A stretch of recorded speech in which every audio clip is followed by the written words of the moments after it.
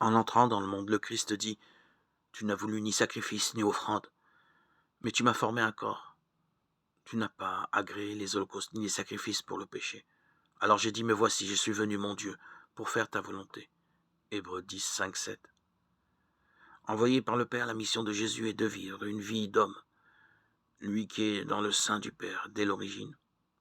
Dans le texte des Hébreux, Jésus exprime son adhésion totale à la volonté du Père. Oui, il entre dans notre humanité, réalise sa vie d'homme au sens le plus plein.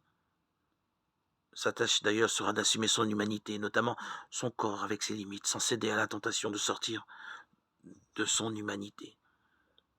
Sans cesser d'être Dieu, il nous indique la vraie voie pour vivre notre condition humaine, à nous qui sommes parfois tentés de nous en échapper. Nos rêves de grandeur et nos désirs de toute puissance sont des tentations auxquelles Jésus nous enseigne à résister.